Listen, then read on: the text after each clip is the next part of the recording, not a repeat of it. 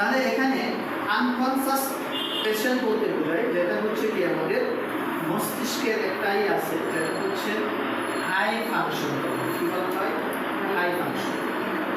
এখানে এক কথায় যিনি আমাদের পরিবেশ সম্পর্কে কি সচেতন, তিনি হচ্ছে কি জ্ঞানী, তাই না?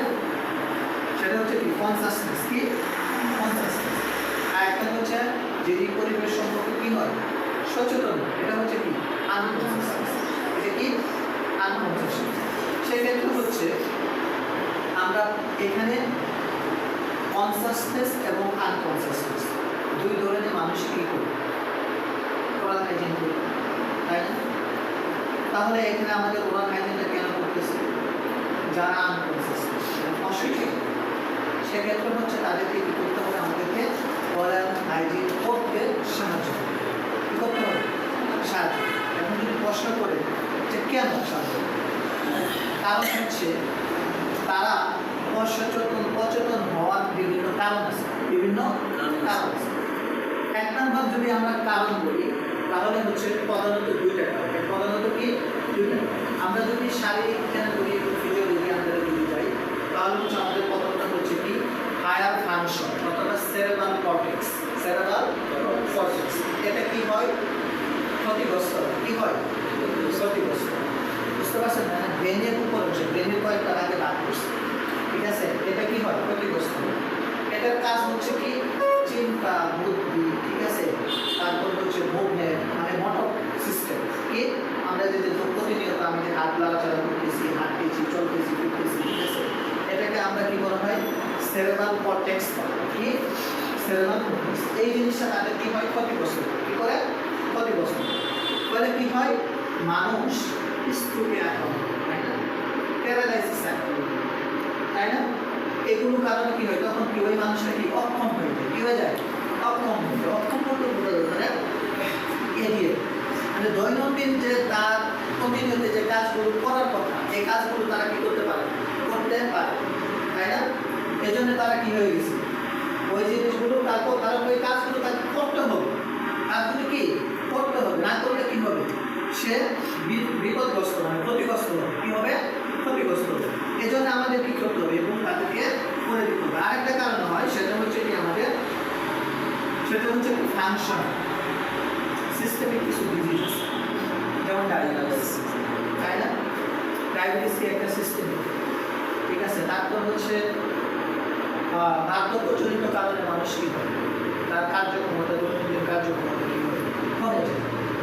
বুঝলেন কথাটা? ঠিক আছে? এই যেগুলো কারণে আমরা কি করি? আমরা কনসাসনেস পেশেন্ট, যেমন আমরা কনসাসনেস পেশেন্টে কয়েকটা লেভেল পাইছিলাম। কি পাইছিলাম? কয়েকটা লেভেল পাইছিলাম। কি লেভেল পাইছিলাম? যেমন একটা কি ওয়াক পাইছিলাম না? হ্যাঁ, ওয়াক মানে কি? যে ব্যক্তি সম্পূর্ণরূপে কি সচেতন, ব্যক্তি সম্পূর্ণরূপে কি সচেতন, মানে আশেপাশে আপনি কি করতেছে। যেমন যে আমরা যে এখন ক্লাসে বসে আছি এবং আমি আপনাদের কি ক্লাস নিচ্ছি, এখন আমি কি কথা বলতেছি এটাকে আপনারা কি শুনতেছেন, বুঝতেছেন না? এটাকে বলা হয় কি? হ্যাঁ, কেওয়া। কি বলা হয়? জাগ্রত। কি বলা হয়? জাগ্রত। আরেকটা আমরা একটু রিভাইজ দিতেছি, আমরা অন্য ইয়ে চলে যাচ্ছি, মানে এটাই আছে। যেমন আরেকটাই আছে কনফিউজ। কি কনফিউজ? কনফিউজ মানে কি? বিভ্রান্তি। কনফিউজ মানে কি? বিভ্রান্তি, ঠিক আছে? বিভ্রান্তি বলতে কি বোঝায়? এক কথায় সেটা হচ্ছে প্রশ্ন করছে, আমি আপনাকে প্রশ্ন করছি যে আপনার নাম কি, ঠিক আছে? আপনি কি করতেছেন? স্যার কি বলবেন? আমি কথা বুঝতে পারবো। এটা হচ্ছে কি বিভ্রান্তি। এটা কি মানে প্রশ্নের উত্তর দিতে পারতেছে, ঠিক আছে? দিলেও কি হয়তো বা ভুল করছে, অথবা কি সঠিক করছে না। এটা হচ্ছে কি বিভ্রান্তি। এটা কি বিভ্রান্তি। আরেকটা লেভেল কি আছে আমাদের? আরেকটা হচ্ছে কি ডিসঅরিয়েন্ট। কি বলা হয়? ডিসঅরিয়েন্ট। ডিসঅরিয়েন্ট বলতে কি বিভ্রান্তির গভীর রূপ, বিভ্রান্তির কি গভীর পর্যায়, ঠিক আছে? এরকম কি আমরা কি কনসাসনেস পেশেন্টের বিভিন্ন লেভেলে কি ভাগ করছি। তাহলে এখানে আমরা যে প্রথম একটাই করলাম সেটা হচ্ছে কি কনসাস পেশেন্ট। তাহলে কি আমাদের কনসাসনেস পেশেন্টকে কি করতে হবে? ওরাল হাইজিন করতে সাহায্য করতে হবে। দুই নাম্বার হচ্ছে এখানে লেখা কথা আছে যে হেল্প পেশেন্ট, হেল্পলেস পেশেন্ট। মানে কি হেল্পলেস পেশেন্ট বলতে কি অসহায় ব্যক্তি। কি বলেছে? অসহায়। অসহায় ব্যক্তিকে কি বলেন তো আমাকে একটু? অসহায় ব্যক্তি হচ্ছে তিনি প্যারালাইসিস, অসহায় না, তাই না? অসহায় ব্যক্তি। তারপর হচ্ছে বার্ধক্যজনিত কারণে বয়স 70 থেকে 80 90 বছর হয়ে গেছে, সে নিজের কাজ শারীরিকভাবে কি নিজে করতে পারে না। এগুলো হচ্ছে কি আমাদের অসহায় ব্যক্তি, তাই না? এদেরকে কি করতে হবে? আমাদের সাহায্য করতে হবে। এখন দেখেন একটা কথা বলি, সেটা হচ্ছে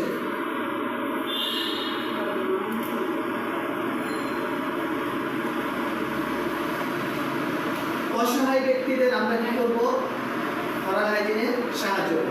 আরেকটা হচ্ছে কি মাউথ ব্রিদার্স, মাউথ ব্রিদার্স। দেখেন শব্দটা দেখেন, মাউথ ব্রিদার্স মানে কি?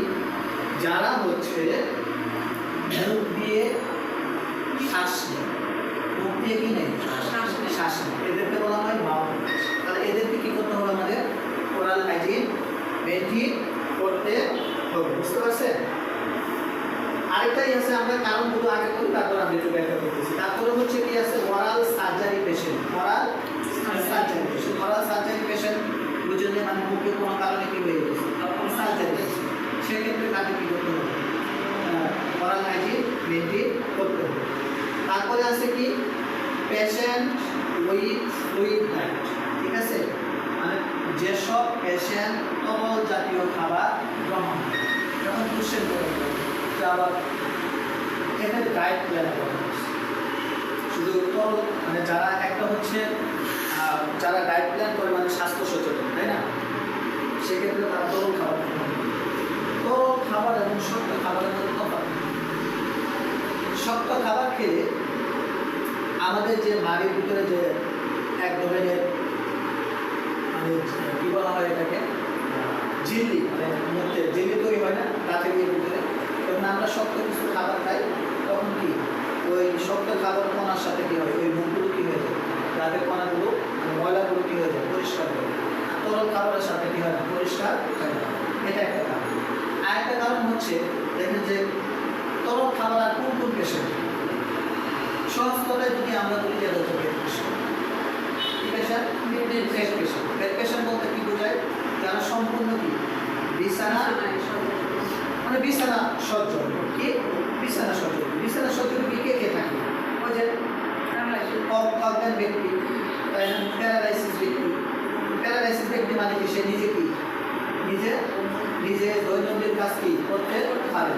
তাহলে হ্যাঁ, এবং হচ্ছে আরেকটা জিনিস কি আছে দেখেন যে পেশেন্টের তার ভাইটাল সাইন্স মানে ভাইটাল অর্গানগুলো ঠিক আছে, কি আছে? ভাইটাল অর্গানগুলো মানে যেমন ICU patient, NICU patient, NICU ভিতরে কি আছে? পেশেন্ট ঠিকভাবে কথা বলতে পারতেছে না, ডাক দিলে সারা দিতেছে না, তাই না? আসলে এরকম আসলে যেটা আমরা যে বাংলা ভাষায় বলি যে কি রুগী কি হয়ে গেছে, জব বদ্ধ হয়ে গেছে, বাংলা ভাষায় বলি না গ্রাম ভাষায়, এটা হচ্ছে কি পেশেন্ট ঠিকভাবে করতেছে, শ্বাস প্রশ্বাস নিচ্ছে, তাই না? কিন্তু কী করতে পারে? কোনো রেসপন্স কি নাই, রেসপন্স যে হাত তো নড়াচড়া করতে পারতেছে না, কিছুই করতে পারতেছে না, কিন্তু কি আর শ্বাস প্রশ্বাস বা যে ভাইটাল অর্গান যে ফাংশনগুলো এগুলো কী করতেছে? কাজ করতেছে, ঠিক আছে? তাহলে এইসব পেশেন্টদের কী করতে হবে? আমাদের ওরাল হাইজিন মেনটেন করতে হবে, বুঝতে পারছেন? আচ্ছা, তারপর হচ্ছে কি আছে? পেশেন্ট উইথ হাই পাইলস, অত্যাধিক জ্বর, যে আমরা করছিলাম যে যখন শরীরে তাপমাত্রা স্বাভাবিক থেকে বেড়ে যায় তাদেরকে কি বলা হয়? হাইপার গ্লাইসেমিয়া, না? কি বলা হয়?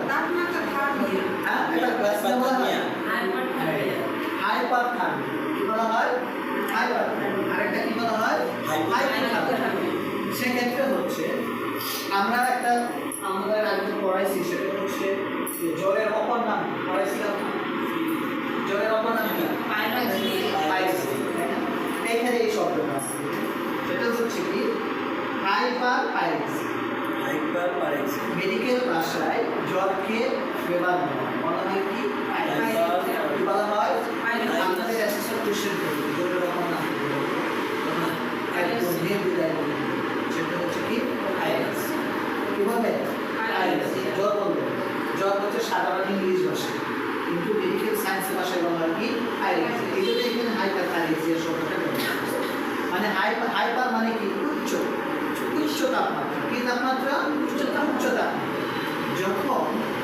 পেশেন্টের উচ্চ তাপমাত্রা হবে তখন পেশেন্টের কিছু শরীরের কন্ডিশন পরিবর্তন হবে। কি কন্ডিশন পরিবর্তন হবে?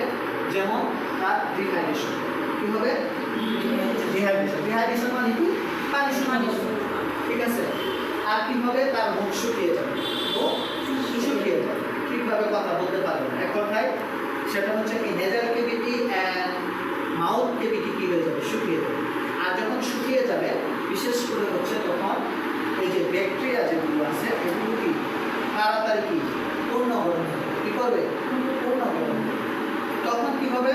পুনর্গঠন করার কারণে তখন বডির ভিতরে আস্তে আস্তে আস্তে আস্তে কী হয়ে যাবে?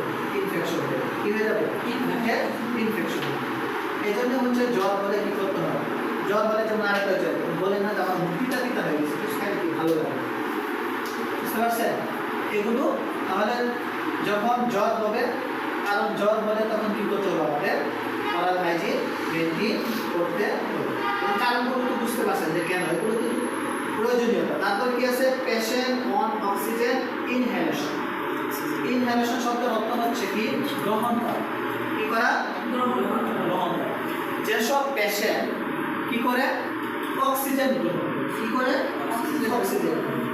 সেসব পেশেন্টদের কী করতে হবে? আমাদের ওরাল হাইজিন মেনটেন করতে হবে। সেক্ষেত্রে অক্সিজেন গ্রহণ করে এখন সাধারণ একটু আমরা মাথা থেকে প্রশ্ন করি যে কোন ধরনের পেশেন্ট অক্সিজেন গ্রহণ করে? সেটা হচ্ছে কি আইসিইউ, অথবা কি সিওপিডি, তাই না? অথবা কি সেটা হচ্ছে হার্ট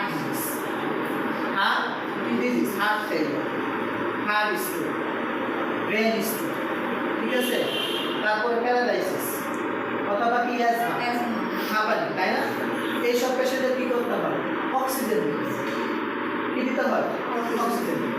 তাহলে এইসব পেশেন্টের ক্ষেত্রে কী করতে হবে? আমাদের ওরাল হাইজিন মেনটেন করতে হবে। তারপরে কি পেশেন্ট অন অক্সিজেন ইনহেলেশন, তাহলে এই কথাটা তো মানতে বুঝছেন, তাই না? আরেকটা আছে সেটা হচ্ছে কি patient on chemotherapy. Patient on chemotherapy. এখন দেখেন যেসব পেশেন্ট কেমোথেরাপি গ্রহণ করে বুঝছেন যে কেমোথেরাপি, তাই না? কেমোথেরাপি কোন ধরনের পেশেন্ট গ্রহণ করে? এক কথায় ক্যান্সার। কি? ক্যান্সার। কেমোথেরাপিতে মানে ক্যান্সার প্রতিরোধ ব্যবস্থা। কি ব্যবস্থা? মানে যে ওষুধটা দ্বারা ক্যান্সার জীবাণুকে ধ্বংস করা হয়, কি করা হয়? ধ্বংস করা হয়, সেই থেরাপিটার নামটাই বলা হয় কি? কেমোথেরাপি। কেমোথেরাপি পেশেন্টের কী করতে হবে? কেমোথেরাপি দিলে সাধারণত হচ্ছে পেশেন্টের কিন্তু ক্ষতিগ্রস্ত। কি ক্ষতিগ্রস্ত হয়? সেটা চুল উঠে যায়, তাই না? শরীর ফুলে যায়। এক কথায় শরীরে ইমিউনিটি সিস্টেম কী হয়ে যায়? কমে যায়। ঠিক আছে? ইমিউনো রেসপন্স কমে, ইমিউনো রেসপন্সটা কমে যায়। তখন কি কিছু হয়? এই পেশেন্টের কী করতে হবে? ওরাল হাইজিন মেনটেন করতে হবে। তারপরে কি আছে? Patient having local disease of mouth. এটার মানে বলেছে সেটা হচ্ছে কি দীর্ঘস্থায়ী কোনো রোগ, দীর্ঘস্থায়ী কোনো রোগের কারণে পেশেন্টকে কী করতে হবে? পেশেন্ট কী হয়ে যায়? সম্পূর্ণভাবে কনসাসনেস হয়ে যায়, অজ্ঞান হয়ে যায়, ঠিক আছে? সেই সব পেশেন্টের কী করতে হবে? আমাদের ওরাল হাইজিন মেনটেন করতে হবে। আরেকটা কি আছে? Actually ill and serious patient. Actually ill and serious patient বলতে কী বোঝায়? মৃত্যু শয্যা রোগী। মৃত্যু শয্যা রোগীকে যেমন ক্যান্সার বললাম না, যেমন কি ব্রেন স্ট্রোক হয়েছে, তাই না? স্ট্রোক, আইসিইউ পেশেন্ট, সহজ কথা, তাই না? এইসব পেশেন্টের ক্ষেত্রে মানে কিছু রোগ হয়েছে সেটা হচ্ছে কি আমি ডাক্তার সবাই বুঝতেছি যে এই রোগের কি নাই চিকিৎসা নেই, ঠিক আছে? এবং কি এই রোগী নির্ধারিতভাবে কী করবে? মৃত্যু করবে, ঠিক আছে? সেই সাথে এখানে আমাদের একটা ওয়ার্ড রয়েছে প্যালিয়েটিভ কেয়ার। কি care? Palliative care. Palliative care মানে হচ্ছে যে সব মুমূর্ষু রোগী অর্থাৎ যেগুলো হচ্ছে মৃত্যু অবদান ডাক্তার, নার্স, মেডিকেল পার্সন জানে, হ্যাঁ, তাদেরকে বিশেষভাবে কি নেওয়া? যত্ন নেওয়া, বিশেষভাবে যত্ন। তাহলে হচ্ছে এইসব পেশেন্টের ক্ষেত্রে আমরা কী করবো? আমরা ওরাল হাইজিন যেমন আছে ডায়াবেটিস আছে, যেমন একটা পেশেন্টের হচ্ছে একাধিক রোগ আছে, কি আছে একাধিক, যেমন ডায়াবেটিস আছে, হায়ার ডায়াবেটিস, তারপরে কি আছে আর স্ট্রোক আছে, তারপরে কি আছে আর কিডনি ডিজিজ আছে, তারপরে কি আছে হার্ট সমস্যা আছে, তারপরে কি আছে আপনার লিভারের সমস্যা আছে না এরকম। হ্যাঁ, তাহলে ওই পেশেন্ট কি সিরিয়াস না, সিরিয়াস ইলনেস না, তাহলে এই ক্ষেত্রে কি করবো আমরা তাদেরকে হাইজিন মেনটেন করব, বুঝতে পারছেন। এখন একটু জিনিস আমি আপনাদের একটু ব্যাখ্যা করতে চাই, সেটা হচ্ছে যে ওরাল হাইজিন প্রয়োজন আমরা আলোচনা করলাম, তাই না।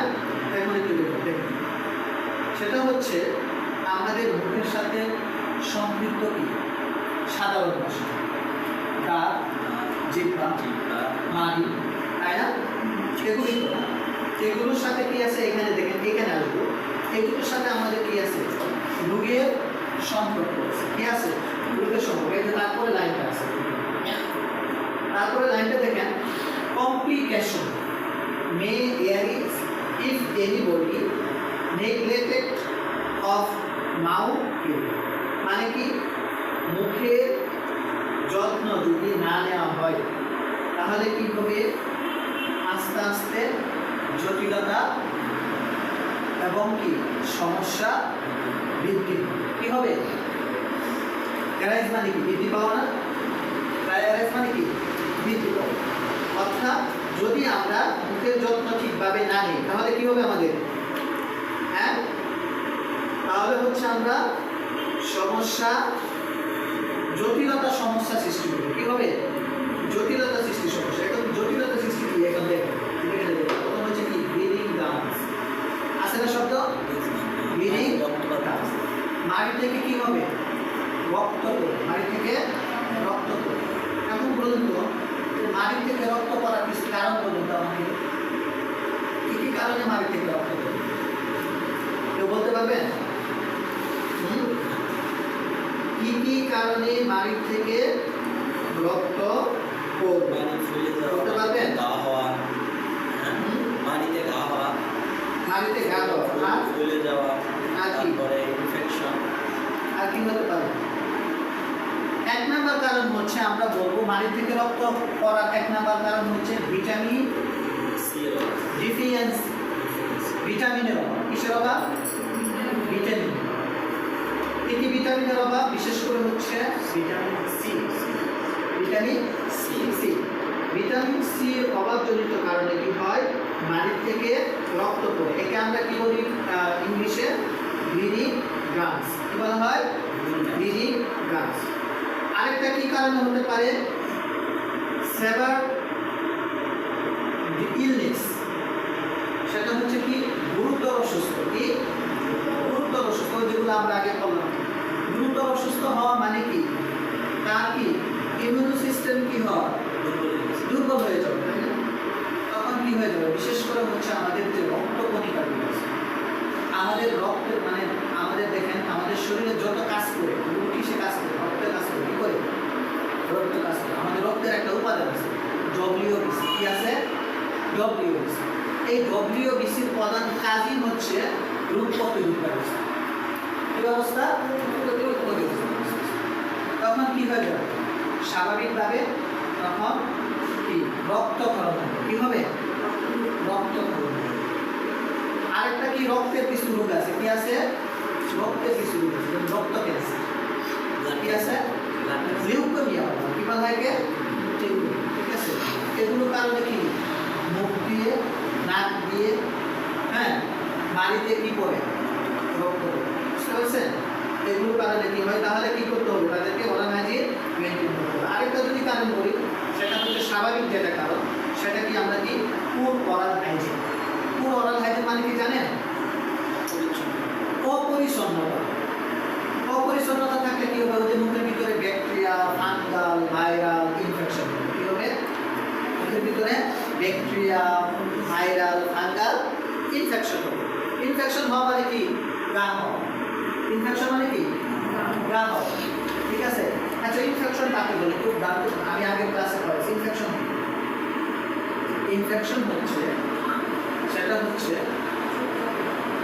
কোনো রোগ জীবাণু, কোনো রোগ জীবাণু শরীরের ভিতরে কি আক্রমণ করে, আক্রমণ করে কি করে স্বাভাবিক যে কার্যক্রম আছে, মানে শরীরে যে স্বাভাবিক কার্যক্রমগুলো আছে এটা কি করে বাধাগ্রস্ত করে, বাধাগ্রস্ত। আর কি করে ওই রোগ জীবাণু যায় ওইখানে গিয়ে বাধাগ্রস্ত করে, মানে তার কাজকে প্রতিহিত করে, ঠিক আছে, তার অস্তিত্ব প্রমাণ দেয়। কি দেয়? অস্তিত্ব প্রমাণ দেয়, জীবাণুর অস্তিত্ব প্রমাণ দেয়। বলে কি করতে পারে না, স্বাভাবিক কার্যক্রম কি করতে পারে না, মানে বাধাগ্রস্ত। এটা হচ্ছে কি আমাদের ইনফেকশন। এটা কি ইনফেকশন। তাহলে এগুলোর কারণে আমাদের কি হবে ইনফেকশন। তাহলে দেখেন ব্লিডিং আমরা কি কি কারণে পাইলাম। এক নাম্বার হচ্ছে কি ভিটামিন ডিফিয়েন্সি রোগের, আরেকটা হচ্ছে কি পুর ওরাল হাইজিন, আরেকটা কি পুর হাইজিন। আরেকটা কারণে হয় ভেরি ইম্পর্টেন্ট ভিটামিন কে এর অভাব জন্য। কি ভিটামিন কে মনে থাকবে, এগুলো কিন্তু ইম্পর্টেন্ট কথা। ভিটামিন কে এবং ভিটামিন সি এর অভাবে কি নাড়ি দিয়ে রক্তক্ষরণ হতে পারে, বুঝতে পারছেন? আরেকটা কি কারণ বললাম, সেটা হচ্ছে কি ব্লাড ডিসঅর্ডার, মানে রোগের কোনো ধরনের যদি রক্তের কোনো রোগ হয়, কি হয়, মানে ব্লাড ডিজিজ। কি বলবেন? Blood disease. ব্লাড ডিজিজের কারণে উদাহরণ কি বলবেন? লিউকেমিয়া। কি বলবেন? লিউকেমিয়া। লিউকেমিয়া মানে কি রক্ত ক্যান্সার, বলে না ব্লাড ক্যান্সার। এই ব্লাড ক্যান্সারকে বলা হয় কি লিউকেমিয়া। মনে থাকবে, ব্লাড ক্যান্সারকে কি বলা হয়? ব্লাড, কারো যদি ব্লাড ক্যান্সার হয় তাহলে কি তার মুখ দিয়ে মারি দিয়ে কি করবে রক্ত। আরেকটা শব্দ এখানে শব্দ আছে দেখেন, সেটা হচ্ছে কি গ্যাস্ট্রিটাইটিস। কি আছে? গ্যাস্ট্রিটাইটিস আছে না, পাইছেন শব্দটা? গ্যাস্ট্রিটাইটিস ইনফ্লামেশন অফ দ্য স্টোমাক, শব্দটা পাইছেন? গ্যাস্ট্রিটাইটিস ইনফ্লামেশন অফ দ্য স্টোমাক। গ্যাস্ট্রিটাইটিস, গ্যাস্ট্রিটাইটিস হচ্ছে সাধারণ হচ্ছে যেটা আমরা বলি যে পাকস্থলীর ভিতরে স্তরের পদার্থ, পাকস্থলী আছে না আমাদের, পাকস্থলী কি আছে? স্তর আছে। এই পাকস্থলীর মধ্যে কি হয়? প্রদাহ হয়। কি হয়? প্রদাহ। প্রদাহ মানে কি? প্রদাহ মানে কি ইনফেকশন। প্রদাহ মানে কি ইনফেকশন। এখানে দেখেন একটা কথা বলি, এই যে আমরা একটা শব্দ বলতেছি বারবার ইনফ্লামেশন। ইনফ্লামেশন, ইনফ্লামেশন শব্দ অর্থ হচ্ছে যেটা আমরা শরীরে বলবো, সহজ কথায় বলবো, শরীরের প্রোটেক্টিভ রেসপন্স। শরীরের প্রোটেক্টিভ রেসপন্স মানে সুরক্ষার ব্যবস্থার প্রতিক্রিয়া। সুরক্ষার ব্যবস্থা কি? প্রতিক্রিয়া। যেমন আপনি একটা আঘাত করলেন, তাই না? এখানে আমি কি করলাম, এই মন্দিরকে আঘাত করলাম, এমন জোর আঘাত করলাম, তখন কি হবে? এখানে কি হয়ে যাবে? ফুলে যাবে না? এখানে কি হয়ে যাবে? ফুলে যাবে। ফুলে হচ্ছে কি, যেমন এটা হচ্ছে প্রতিরোধ ব্যবস্থা। এক কথায় কি শরীরের প্রতিরোধ ব্যবস্থা, এক কথায় শরীরের সুরক্ষা কি প্রতিরোধ ব্যবস্থা। কিভাবে আমাদের শরীরের সুরক্ষার জন্য প্রতিরোধ ব্যবস্থা কি? প্রধানত যে দারোয়া ডিফেন্সি হিসাবে যে কাজ করে। ডিফেন্সি মানে কি? প্রতিরক্ষা না? ডিফেন্সি মানে কি? প্রতিরক্ষা। তাহলে আমাদের শরীরের যত প্রতিরক্ষা কাজ করে এর প্রধান যে একটা উপাদান সেটা হচ্ছে কি আমাদের ব্লাড। কি? রক্ত। কি? রক্ত। তখন কি করে জানেন? রক্ত ওইখানে গিয়ে জমা পায়। কি হয়? জমা পায়। হ্যাঁ, ওই যে বললাম না যে সে কি প্রতিরক্ষা কাজ করতেছে, আমাকে ওইখানে কে আঘাত করলো, আমি যা দেখি তো, ঠিক আছে? যেমন যেমন দেখবেন একটা কাকের যদি মারে, একটা কুকুরে যদি মারে, অনেক যদি কুকুর থাকে কিন্তু সব কুকুর কি একত্রিত হয়, এরকম হয় না? একটা পাখি মারা গেছে দেখেন সব পাখি কি হয় একত্রিত হয়। একটা মানুষকে যদি আমরা মারি, ঠিক আছে, তখন কি মানুষ কি বসে থাকে? ঠিক আছে, অনেক মানুষ কি হয় একত্রিত হয়। এরকম আমাদের শরীরে থেকে যখন বাইরে থেকে যখন কোনো আঘাত হয়, ঠিক আছে, তখন কি রক্ত কি করে ওইখানে যা কি হয় জমা হয়। রক্ত কি হয় জমা হয়। বিশেষ করে যে বললাম না যে ডব্লিউবিসি, কি বললাম? ডব্লিউবিসি মানে ডব্লিউবিসির কাজ হচ্ছে কি প্রতিরোধ ব্যবস্থা। প্রতিরোধ ওইখানে যা কি করে তারা রিয়াকশন করে। কি করে? রিয়াকশন। আর পাশাপাশি কেন ফুলে যায়? রক্তের একটা উপাদান আছে, কি আছে? প্লাজমা। Plasma. কি আছে? Plasma. প্লাজমা। রক্তের উপাদান নাম কি? প্লাজমা। প্লাজমা কি? রক্তের তরল অংশ, সাধারণ ভাষায় বলি, তাই না? রক্তের তরল অংশ। তখন ওইখানে যায় কি করে? পানির উপস্থিতি বৃদ্ধি করে। কারণ আমরা জানি যে কি রক্তের আমাদের শরীরের ভিতরে, ঠিক আছে, হ্যাঁ, পানির উপস্থিতি কি বেশি, পানির উপস্থিতি কি বেশি। তখন কি হয়? ওই জায়গাটা ফুলে যায়। এই যে ফুলে যাওয়া, লাল হয়ে যাওয়া, ঠিক আছে, হ্যাঁ, তারপরে তাপমাত্রা যেখানে ফুলে যায় ওখানে কি তাপ লাগে না, ঠিক আছে, তাপমাত্রা কি বৃদ্ধি পায়, ঠিক আছে, এটা হচ্ছে কি ইনফ্লামেশন। কি বলা হয়? ইনফ্লামেশন। তাহলে বুঝতে পারছেন যে কি, ঠিক আছে। তাহলে এখানে যেটা বলতেছে, যেটা হচ্ছে কি গ্যাস্ট্রাইটিস মানে হচ্ছে কি পাকস্থলীর মানে মধ্যে ভিতরে পিত্ত প্রদাহ সৃষ্টি হওয়ার কারণে কি হতে পারে? রক্তক্ষরণ হতে পারে। বুঝতে পারছেন? এগুলো কারণে কি হয়? রক্তক্ষরণ হয়। আর কি অতিরিক্ত অ্যাসিড মিশ্রিত হলে কি হয়? অতিরিক্ত, আমরা জানি, আমি আপনাকে এখানে কি বুঝাইতেছি? গ্যাস্ট্রাইটিস বলে বুঝাইতেছি। হ্যাঁ, গ্যাস্ট্রাইটিস বলতে পারে এখানে গ্যাস। হ্যাঁ, এখন আমাদের পাকস্থলী থেকে এক ধরনের কি অ্যাসিড মিশ্রিত হয়। কি মিশ্রিত হয়? অ্যাসিড। এটা আমরা সাধারণ ভাষায় কি গ্যাস্ট্রিক জুস বলা হয়। কি বলা হয়? Gastric juice. গ্যাস্ট্রিক। আরেকটা হয় মিশ্রিত হয়, যেটা হচ্ছে কি হাইড্রোক্লোরিক অ্যাসিড। কি হাইড্রোক্লোরিক অ্যাসিড? হাইড্রোক্লোরিক অ্যাসিডের কাজ কি? হাইড্রোক্লোরিক অ্যাসিডের কাজ হচ্ছে আমরা যে খাবারগুলো খাচ্ছি, আমরা কি প্রতিনিয়ত যে খাবারগুলো খাচ্ছি, এই খাবারের মধ্যে কি অসংখ্য ধরনের কি থাকে? ব্যাকটেরিয়া, জীবাণু থাকে। এই হাইড্রোক্লোরিক অ্যাসিডটা হচ্ছে ব্যাকটেরিয়া খাবারের মধ্যে থাকা যে জীবাণু আছে, জীবাণু কি করে পরিশুদ্ধ করে। বুঝতে পারছেন?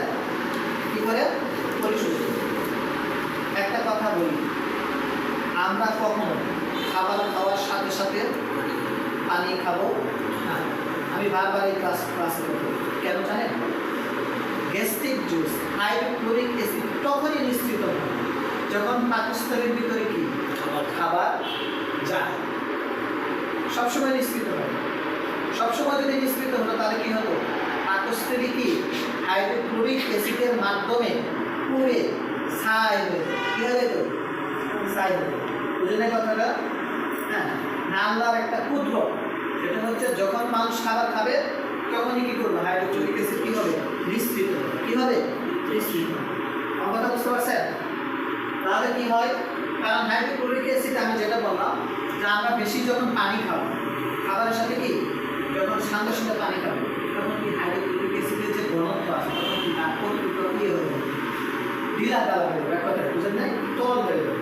তখন স্বাভাবিকভাবে কি হবে না, বিশেষ করে হচ্ছে হজম যে প্রক্রিয়াগুলো আছে এগুলো কি হবে? সম্পূর্ণ হবে না। ঠিক আছে? হজম প্রক্রিয়া কি হবে না? সম্পূর্ণ হবে না। এই জন্যে কি হয়? কোষ্ঠকাঠিন্য হয়। এই জন্যে কি হয়? কোষ্ঠকাঠিন্য। বুঝতে পারছেন? প্রকৃতির কাজ প্রকৃতিকে করতে হবে। প্রকৃতির কাজ প্রকৃতিকে করতে হবে। না, এটা সম্পূর্ণ বললাম না। হ্যাঁ, আমরা যে খাবারটা খাচ্ছি এটা খাবারের সাথে কি খাই? অবশ্যই পানি খাই। অবশ্যই কি পানি খাই। আমি বলতেছি আপনার খাবারের সঙ্গে সঙ্গে পানি খাবেন না, খাবারের খাওয়ার আগে খাবেন, আগে খাবেন। এবং যদি বেশি পানি পিপাসা লাগে তাহলে এটা আমি আপনাকে পানি খাওয়া একেবারে নিষেধ করতেছি। এটা অনেকে আছে না ডুব ডুব করে 4-5 প্লেট, এটা আমি নিষেধ করতেছি। আপনার পানি পিপাসা লাগছে, আপনি এক গ্রুপ খাবেন, পরিমাণ কম খাবেন, কিন্তু একসাথে যে বেশি পানি খাওয়া এটা কি নয়, ঠিক নয়। বুঝতে পারছেন? তাহলে আমরা যেটা বললাম সেটা হচ্ছে কি, প্রথম কি বললাম? লিনি গ্রামস, মাটি থেকে কি হয়? রক্ত পড়া। একটা কি পাকস্থলীর মধ্যে কি প্রদাহ, পাকস্থলীর মধ্যে প্রদাহ। তৃতীয় নাম্বার আছে সেটা হচ্ছে কি, সেটা হচ্ছে বলা কি জিনজিভাইটিস। জিনজিভাইটিস কি বলা হয়? জিনজিভাইটিস। জিনজিভাইটিস মানে কি? জিহ্বা, জিহ্বার কি জিহ্বার মধ্যে প্রদাহের কারণে কি হয়? আমাদের ভাইরাল ব্যাকটেরিয়াল ইনফেকশন কি হয়? ইনফেকশন।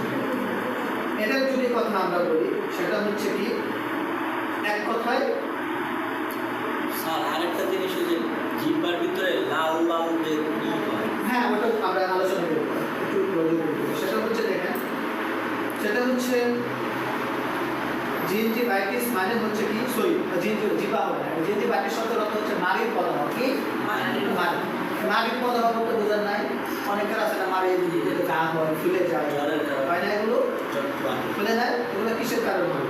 এগুলো কারণগুলো কেন হয়? এখন প্রশ্ন হচ্ছে কেন হয়। এক নম্বর হচ্ছে যে প্রথম কারণটা বলবেন কি পুরো গলা হাইজিন। কি পুরো অস্বাস্থ্যকর। কি অস্বাস্থ্যকর। অস্বাস্থ্যকর অবস্থা কখন সৃষ্টি হয়? যখন আমরা প্রতিনিয়ত ব্রাশ করি। দাঁত ব্রাশ করি, গলার হাইজিন মেনটেন করি, তখনই তো আমাদের অস্বাস্থ্যকর সমস্যা হয়, তাই না? আরেকটা কি কারণ হতে পারে?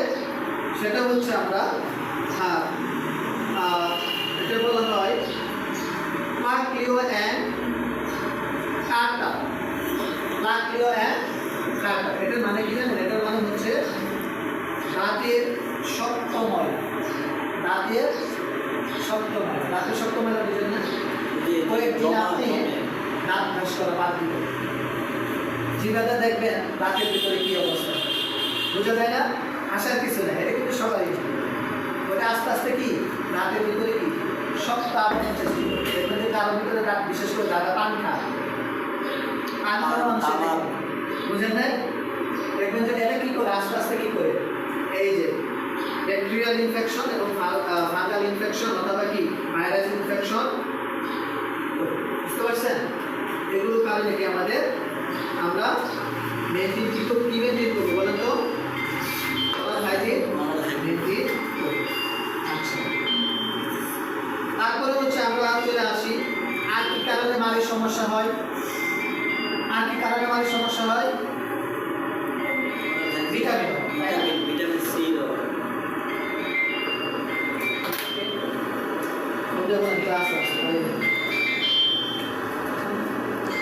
আরেকটা হচ্ছে আমাদের যেটা সমস্যা হয় সিস্টেমিক ডিজিজ। কি সিস্টেমিক ডিজিজ? সিস্টেমিক ডিজিজের ভিতরে আমরা কি পড়ছিলাম? উদাহরণ কি দিতে? সিস্টেমিক ডিজিজ ডায়াবেটিস, মনে থাকবে না? ডায়াবেটিস আছে স্যার। তারপর হচ্ছে hormonal change. Diabetes systemic disease. এই ডায়াবেটিসের কারণ কি বলেন তো? ডায়াবেটিস কেন হয়? রক্তের মধ্যে থাকা গ্লুকোজের ইমব্যালেন্স, তাই না? সিস্টেমিক না? আচ্ছা, সিস্টেমিক ডিজিজের কারণে কি হয়? নারীর সমস্যা বা সংক্রমিত হয়, বুঝতে পারছেন? আরেকটা আছে যেটা হচ্ছে কি গ্লোসাইটিস। কি গ্লোসাইটিস? এই যে এখন আসেন জিহ্বার প্রদাহ। কি প্রদাহ? জিহ্বার প্রদাহ। গ্লোসাইটিস মানে কি জিহ্বার প্রদাহ, মানে জিহ্বার মধ্যে কি হয়? প্রদাহ সৃষ্টি হয়। এটার কারণ হচ্ছে দেখেন, এখানে ইম্পর্টেন্ট আছে। এখানে আমরা কি করলাম? ভিটামিন সি এর অভাব, তাই না? এখানে মূলত হচ্ছে vitamin B complex. B complex কিসের অভাব? B complex. Vitamin B complex কিন্তু পড়াইছিলাম। কয়টা ভিটামিন মনে আছে? ভিটামিন বি কমপ্লেক্স সমন্বিত ভিটামিন, মানে ভিটামিন বি এর গ্রুপ, তাই না? বিভিন্ন ভিটামিনের বি এর গ্রুপ, এটা বলা হয় ভিটামিন বি কমপ্লেক্স। মানে এক একটা ভিটামিন শরীরে কি এক একটা কাজ করে, তাই না? ভিটামিন এ, ভিটামিন ভিটামিন বি12, ভিটামিন বি9, তাই না? এগুলো আমরা পড়াইছিলাম আগের ক্লাসে আছে। যাই হোক, তাহলে হচ্ছে আমাদের জিহ্বার যে প্রদাহ সৃষ্টি হয় কিসের কারণে সৃষ্টি হয়? ভিটামিনের, প্রথম বলছেন যে ভিটামিনের অভাব। কোন ভিটামিনের অভাব? Vitamin B. ভিটামিন বির অভাব, বি কমপ্লেক্স। এক কথায় ভিটামিন বি কমপ্লেক্স বলতে বিশেষ করে একটা ভিটামিন আছে যেটার কারণে মুখের ঘা হয়, সেটা হচ্ছে কি ভিটামিন বি12। আর কিসের কারণে হয়? আয়রন। কি আয়রনের অভাব, বুঝলেন না? আয়রনের অভাবে কি হয়? মুখের ঘা হয়। আর কিসের কারণে হয়? সেটা হচ্ছে কি bacterial and fungal infection. Bacterial and fungal infection কারণে জিহ্বায় প্রদাহ, অর্থাৎ জিহ্বায় কি হয়? ঘা। তারপরে আসেন পেরোটাইটিস। কি আছে? পেরোটাইটিস। এই কথাগুলো কি বুঝতেছেন নাকি কানদের সব মাথার উপরে যাচ্ছে? বই ধরেন, বইয়ের ভিতরে শোনাবি, বইয়ের বাইরে বলতেছি। পেরোটাইটিস মানে কি? এই দেখেন, এটা ইম্পর্টেন্ট একটা অনেক তথ্য আছে এখানে।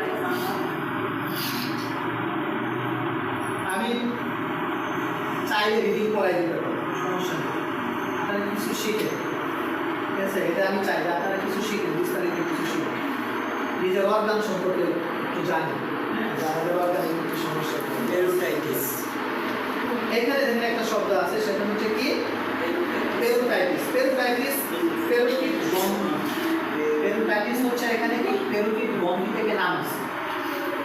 পেরোটিড গ্রন্থি হচ্ছে আমাদের কানের সামনে নিচের দিকে থাকে, কি থাকে এখানে হচ্ছে এক জোড়া কি থাকে পেরোটিড গ্রন্থি। এর কাজ হচ্ছে কি নালা নিঃসৃত সেলাইভারি গ্ল্যান্ড কি সেলাইভারি গ্ল্যান্ড মানে নালা নিঃসৃত গ্ল্যান্ড। নালার মাধ্যমে কি হয় আমরা খাবারকে কি করি, নালার মাধ্যমে কি করি খাবারকে হ্যাঁ নরম করি, তাই না? শুধু কি খাবার নিরাপদ করি, নালা হচ্ছে কি এক ধরনের কি পরীক্ষা মানে সুরক্ষামূলক বা জীবাণুকে ধ্বংস করে কি করে বাইরে থেকে যত জীবাণু আছে না, আমরা যে আমি যে কথা বলতেছি তাই না, এই কথা বলা আমি কি শ্বাস নিতেছি না, কিছু বাইরে থেকে জীবাণু আমার মুখের ভিতরে ঢুকতেছে, ওই জীবাণুকে কি করে তারা প্রতিরক্ষা ব্যবস্থা ধ্বংস করে, নালা কি করে ধ্বংস করে। মুখে যদি লালা না থাকে কেউ কি কথা বলতে পারবে না? একদম মুখ শুকিয়ে গেলে কি মানুষ কথা বলতে পারে না, বুঝতে পারছেন? এগুলো হচ্ছে কুদরত, এগুলো এক ধরনের কি আল্লাহ তাআলার কুদরত। এখন আমরা একটু নালা সম্পর্কে একটু বলি। তাহলে হচ্ছে আমাদের পেরোটিড গ্রন্থি কোথায় থাকে একটু বলুন তো? কানের মানে বুথ সাইড, দুই পাশে, কানের দুই পাশে, ঠিক আছে? এটা হচ্ছে কি আমাদের লালা গ্রন্থি, ঠিক আছে? আরেকটা কি কারণে দেখেন, এক কথায় হচ্ছে কোনো কারণে লালা গ্রন্থি মানে পেরোটিড গ্ল্যান্ড যদি কোনো কারণে আক্রান্ত হওয়ার কারণে কি হয়ে যায়, মুখ ফুলে যায়, কি হয়ে যায়, মুখ ফুলে যায়, যেটা আমরা পড়াইছিলাম মাম্পস, পড়াইছিলাম না মাম্পস শব্দটা? মাম্পস হচ্ছে কি মুখ ফুলে যাওয়া, কি মুখ ফুলে যাওয়া, মুখ ফুলে যাওয়া। তাহলে হচ্ছে কি আমাদের পেরোটিড গ্রন্থির কারণে যদি কোনো সমস্যা হয় তাহলে কি হবে, আমাদের মুখের সমস্যা হবে। আরেকটা কি ভাইরাল ইনফেকশন, তাই না? ভাইরাল ইনফেকশন এখানে মাম্পসকে বোঝাইছে, কি বোঝাইছে? মাম্পসকে বোঝাইছে। অর্থাৎ কোনো ভাইরাস জীবাণু আমাদের পেরোটিড গ্রন্থিতে যদি আক্রমণ করে তাহলে কি হয়ে যাবে, আমাদের পেরোটাইটিস হবে। কি হবে? পেরোটাইটিস রোগ হবে। এটা পেরোটাইটিস মানে একটা রোগের অবস্থা, কি অবস্থা, রোগের অবস্থা। তারপরে হচ্ছে এখন একটু সেলেবারিকে তৈরি করা। আমাদের মুখ হচ্ছে লালা গ্রন্থি হচ্ছে ছয়টা, কয়টা? ছয়টা। লালা গ্রন্থি কয়টা? ছয়টা। আমরা একটা শব্দ বলছিলাম সাবলিঙ্গুয়াল, মনে আছে? সাবলিঙ্গুয়াল কি আমাদের লালা গ্রন্থি। আরেকটা লালা গ্রন্থি আছে সাবমেন্ডিবুলার, কি?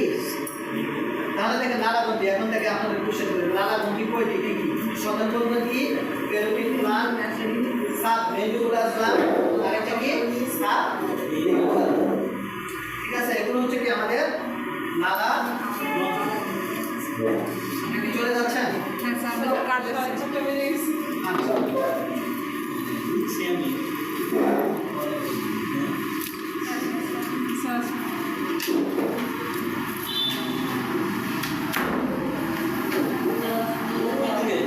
আচ্ছা, এগুলো থেকে আমাদের কিছু রোগের সম্পর্কে জানি, সমস্যা কিছু রোগ সম্পর্কে জানি। এই লালা গ্রন্থি ক্ষতিগ্রস্ত হলে আমাদের কি কি ধরনের রোগ হয় মুখের ভিতরে? ছয়টি লালা গ্রন্থি, ঠিক আছে? ছয়টা লালা গ্রন্থি, তাই না? এই ছয়টা লালা গ্রন্থি যদি কোনো ধরনের সমস্যা হয় তাহলে কি হয়, আমাদের মুখে কিছু রোগ হয়। তাহলে এক নাম্বার কি বলবো, মাম্পস। এক নাম্বার কি মাম্পস। আরেক নাম্বার কি বলবো, সেটা হচ্ছে কি পেরোটাইটিস। এখানে তো আছে পেরোটাইটিস। পেরোটাইটিস মানে কি প্যারাটিড গ্ল্যান্ড কোনো কারণে যদি ক্ষতিগ্রস্ত হয়। কি কারণে ক্ষতিগ্রস্ত হয়? সাধারণত viral infection. Bacterial infection. Fungal বিশেষ করে ভাইরাল ইনফেকশনটা বেশি আক্রমণ করে। কি ভাইরাল ইনফেকশনটা সবচেয়ে বেশি আক্রমণ করে। কি হয়, যেমন কি ফুলে যায়, মুখ কি হয়ে যায়, ফুলে যায়, জ্বর হয়, তাই না? এগুলো লাস্টে আসে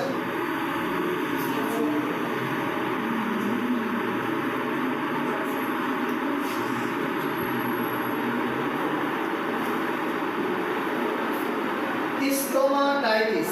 কি আছে? স্টোমাটাইটিস।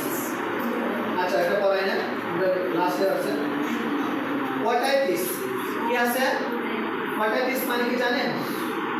এখানে শব্দ আছে, দেখেন ওয়াটাইটিস কি, কিছু বললেন? ওয়াটাইটিস মানে হচ্ছে এখানে শব্দ আছে otitis media inflammation of the media মানে হচ্ছে মধ্য কানে কোনো কারণে যদি ইনফেকশন, মধ্য কান বুঝেন নাই, কানের ভিতরে, কান ভিতরে যখন কোনো কারণে ইনফেকশন মানে কান পাকা, এক কথা কি কান পাকা, কানে ঝিমঝিম করে কান তবদা লেগে থাকে, আসলে এরকম কিছু মনে হয় ভারী জানি আমরা, হ্যাঁ ঠান্ডা লাগলে যেতে হয়। হ্যাঁ, এটাকে কি বলা হয়? এটাকে বলা হয় ওয়াটাইটিস। কি বলা হয়? ওয়াটাইটিস, অর্থাৎ মধ্যকর্ণের প্রদাহ, মধ্যকর্ণের প্রদাহ। কেন হয়? কারণটা হচ্ছে আপার রেসপিরেটরি, কি বলা হয়? আপার রেসপিরেটরি ইনফেকশন, অর্থাৎ শ্বাসনালীর উপরে অংশ। এই শ্বাসনালীর উপর অংশ কি বলে? কি বলে? নাকের ভিতরে সাইনাস বলি না, সাইনাস শব্দ শুনছেন? সাইনাস প্রবলেম, নাকের জিলিতে কোনো সমস্যা নেই, ঠিক আছে? অর্থাৎ নেজাল উপরে, এটা বলা হয় আপার রেসপিরেটরি। যেমন আমরা কি শ্বাস প্রশ্বাসের সাথে আমাদের একটা সিস্টেম আছে, কি সিস্টেম? রেসপিরেটরি সিস্টেম, তাই না? এক কথায় বলবেন আপার রেসপিরেটরি সিস্টেমে যদি কোনো ডিজিজ হয় তাহলে কি হবে? আমাদের কান, একটা কথা মনে রাখবেন, চোখ, কান, নাক, মুখ এগুলো কি সমন্বয়, এগুলো কি সমন্বয়। একটা যদি হয়, আপনার যদি নাকের সমস্যা তাহলে মাথা ব্যথা, আপনার নাকের সমস্যা হলে কি আপনার খাওয়ার সমস্যা, আপনার মুখের ভিতরে কোনো সমস্যা হচ্ছে তাহলে কি আপনার নিঃশ্বাস নিতে সমস্যা। বুঝতে পারছেন? আচ্ছা, তারপরে আসেন